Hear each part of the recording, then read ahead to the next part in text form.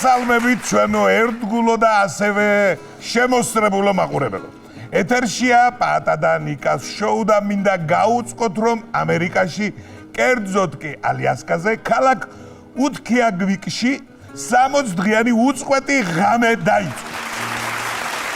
მეც მოგესალმებით და აქვე აღნიშნავ იმასაც რომ მანდ ნებისმიერ დროს გადაღებული შოუ ღამის შოუ გამოდის ავტომატურად. გინდა გადაახვიე, გინდა გადმოახვია, ღამეა მაინც. ისე რომ დავაკვირდი, დილით მოვდივარ სამსახურში ღამეა. აქედან მივდივარ და ღამეა. უთქიაგვიკში ხوار ვარ, ბოლო-ბოლო. გახედე ერთი სეირად. არა, მას დაინახავს, ახლაც ღამეა და. კი ბატონო, ჰოდა? ნუ გაიხედავ ჩემო სეირან, რადგან ახლა მნიშვნელოვანი მომენტი დგება. მაყურებელს მინდა ვაუწყო, რომ ჩვენ შოუს მუსიკალურად აფორმებს და კეიფის და დროსტარების განწყობაზე აღენებს ქსოვრალები და გიორგი შოშიტაშვილი.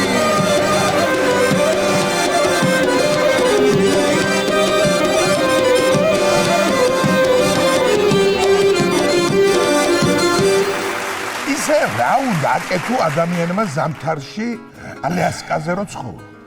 მე კი ვიცი. არაც უნდა აკეთო, მაგრამ ახლა როგორ გინდა რომ აქ თქვა პირდაპირ ტელევიზიაში. რა მაინტერესებს კიდე იცი, სკოლაში წასვლისას შვილებს რას ეუბნებიან მშობლები? ადექი გათენდას მაგია. ბავშვებს რას ეუბნებიან არ ვიცი, მაგრამ ქმრებს რას ეუბნებიან და ახლობებით ადექი შენ არ გაგითენდა ხო იმდენ დილო. ალიასკაზე. ხო. მაგრამ დადებითი მხარეც აქვს ამ 60 დღიან ღამეს. ალიასკაზე ახლა ვის დაქორწინდება, ქორწილის პირველი ღამე ფაქტიურად 2 თაფლობის თვე გამოდის. აჩნია რა შემთხვევაში. მე მაინც ასე ვიტყვი. რას გულისხმობ? რასთან? აი მაგალითად ალპინისტი რომ დაიჭირეს, რომელმაც ცოლი მყინვარწვერზე დატოვა. აი მაგასავით თუ გიყვარს ცოლი, გაგიჭირდება 2 თვიანი თაფლობის თვე ნამდვილად. ეგ ალპინისტი კი არა, კაი წერაყინი ყოფილი. რატომ დატოვეო რომ მკითხეს? რა ვიცი. რომ ავედით, გადაირია, გადარეული იყო, ისე მოეწოდა იქაურობა. ასე მითხა ზღაპრული სილამაზეა, ჯეკ, აქ ვიცხოვროთ და დავჩებოდი დიდი სიამოვნებით და დავტოვე.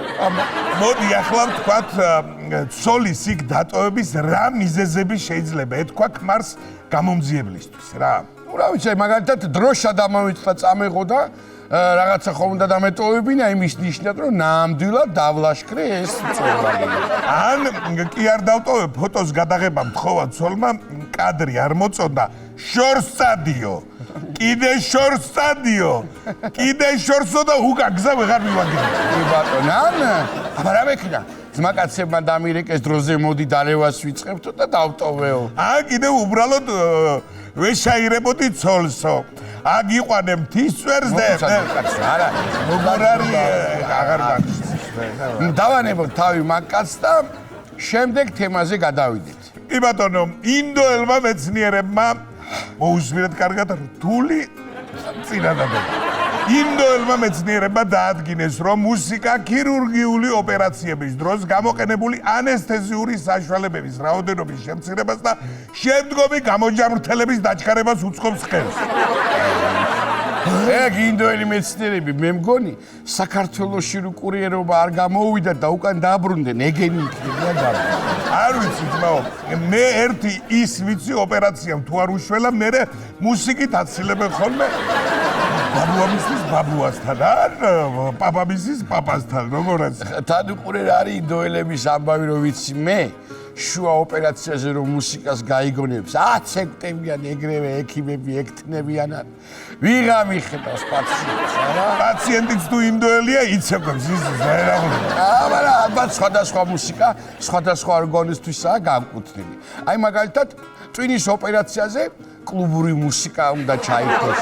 გულის ოპერაციაზე ქსოვრელები. მანაწევის ოპერაციაზე კი სუანდერი. სწორი ნაწევის ოპერაციაზე ესე იგი ჩვენ ეს ქსოვრელები, მუსიკოსები რო გვეგონა.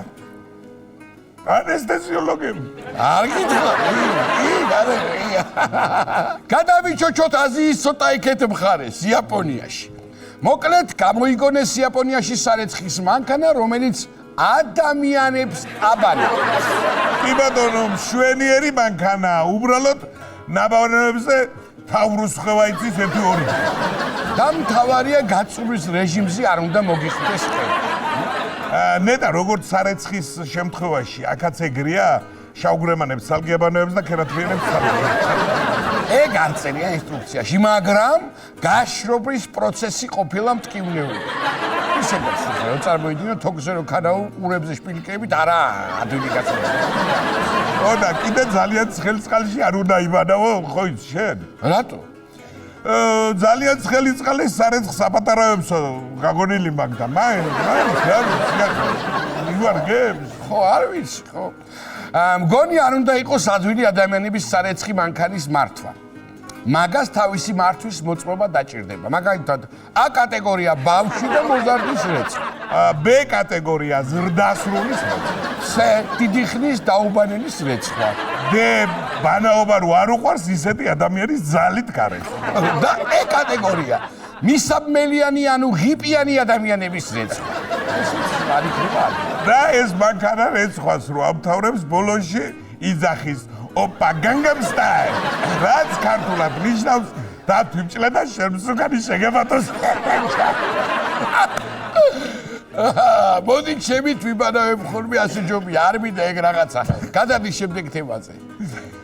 ჯირეთმა ვერაცვალე. წარმატებით დაასრულა მსოფლიოში პირველი სრულად ავტომატიზირებული გზის რეაბილიტაციის პროექტი 158 კილომეტრიანი მონაკვეთი პეკინი, ჰონგ-კონგ, მაკაოს ავტომაგისტრალზე მუშების გარეშე. პროექტში გამოყენებული იყო ხელოვნურ ინტელექტზე მომუშავე თვითმართვადი ტექნიკა. ვიმეორებ, ჯირეთმა ესე იგი, მე მგონი იმათმაც არ იციან და დაამთავრეს. და ახლა გამოსაცდელად ერთმანეთს ეხვეწებიან, არა შენ გაიარე პირველმა, არა შენო. ეგ არ ვიცი, მაგრამ ეს იყო ერთადერთი პროექტი, როცა არავის არ უკითხავს ხელფას როდის იქნება. თან გადაღებე მუშაობდნენ, ერთადერთი წვიმაში ჩერდებოდნენ. მოკლეს აძლევს მაგ დროს და ასეც არ შეიძლება რა. ყველაფერს რომ ხელოვნური ინტელექტი აკეთებს. ცოტა უხერხული არ არის? კარგი რა თუ ძმა ხარ, უხერხული და სირცხვილი ის იქნება, ბავშვი რომ მეზობლის ხელოვნურ ინტელექტს დაემსგავს. აი, სხვათა შორის ერთ-ერთი ასეთი მართვადი ტექნიკა საქართველოდანაც გაუშვეს სამუშაოდ. ავთო 1957. მაგრამ მალე გამოაგდეს ძალიან კაზი პანავდა.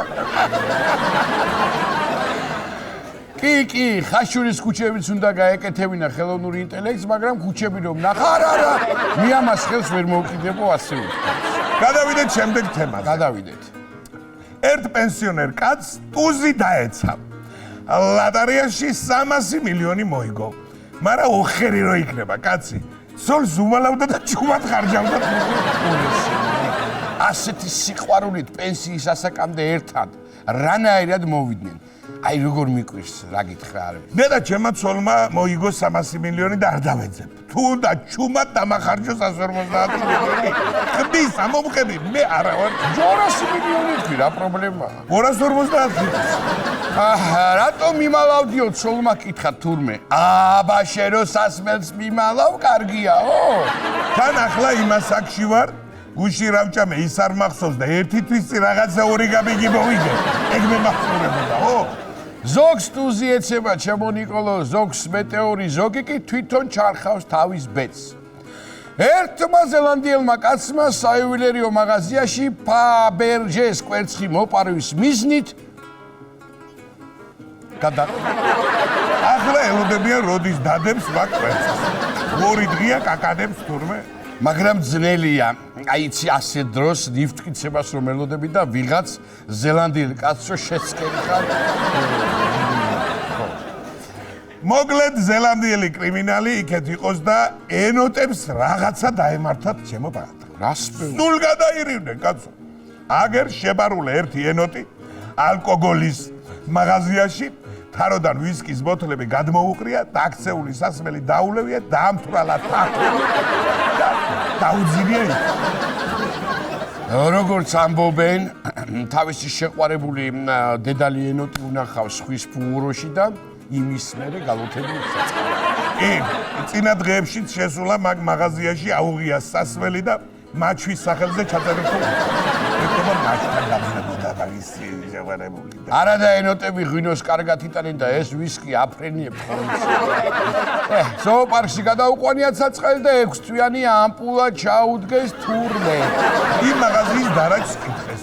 როგორ მოხდა ყველაფერიო და ამან თქვა არ ვიციო დედმამის შვილები რო დაულოცეთ მის მერე მეც არ მახსოვს. ენოც კიდე გაუგებ მაგრამ აი დათვი ცოტა რთული თემაა. დიდია მაინც ხდა და საშიშია. და რატო ეხლა კალიფორნიაში კაცმა აღმოაჩინა რომ მისი სახლის სარდაფში თურმე ცხოვრობს დათვი. რატო? კარგი. რა გინდა ძმაო მაგას რა ჯობია? ძლიერი მეზობელი რო გყავს, მაინც. თან ახლა სარდაფში რო დათვია იქ თაგვი არ ამგონია გაჭეჭა. ეგეც მართალია. ხო და პოლიცია მივიდა თურმე რა ხდებაო?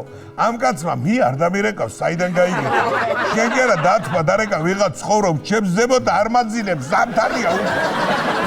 კაცი სოლი ყოფილა თურმე გახარებული. კიდევ კარგი სარდაფი შეამოწმა ჩემმა ქმარმა და არა საძინებლის კარადაა. რა ქნის ბოლოს და ბოლოს გააგდეთ ის დათვი თუ იცი სარდაფი. აპირებდნენ და დათვმა ისეთი ნელი ინტერნეტი გაქვთ, მაინც ვაპირებდი წასვლას. დაუმთხნარებია და გაბაჯბაჯებია. არა და ახალი წელი მოდის. დათვი რომ შემოგივა სახში მეკლენ, როგორი ამბავია. ბატონო, თან სანტა-კლაუსის ფორმაში გამოწყობილი ხმა კარგი. მაგ გახსენებაზე რას აპირებ ახალ წელს? მოგვადგა კარებზე უკვე რაღა დარჩა.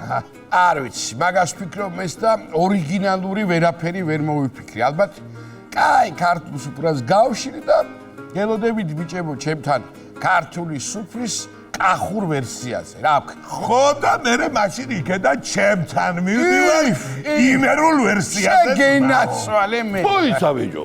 ხაშულს რა დაუწუნეთ გულმარის, ვერ გავიგეთ თქვენ, ჰა? არ უნდა ჩამოხვიდე ჩემთან ხაშულში კაცო. რა ვიცი, კაცო, დაგპატიჟეთ. ეს მენებადაკები თქვენ მე ბიჭო. მე გულპურმანის მიწუნეთ. ჩემი ენერგი და კუპატები თქვენ იცით ვაფშე რა არის? სამეგრელოს პურმანის ბიჭო არ ჯობია არაფერი გამიგე? მასე თუ მივყევით, ძველ ახალ წლამდე საქართველოს კუთხეების სუფრის ვერსიებს ვერ გამოვლეთ ჩემონიკა. ნუ გამოვლეთ მე რეგან რა ვერაღლება. ჰოდა ვინ როგორ შვლით საახალწლო სუფრებს სიმღერით მოვახსენოთ და აქვე გადავწყვიტო შენმა მაყურებელმა სად ჯობია. მიდი ძმაო, სადაც ვიწროა. აბა რა უნდა ვქნათ, ვია? მე ვიგებო ამა წევიდა ამა. აჰა.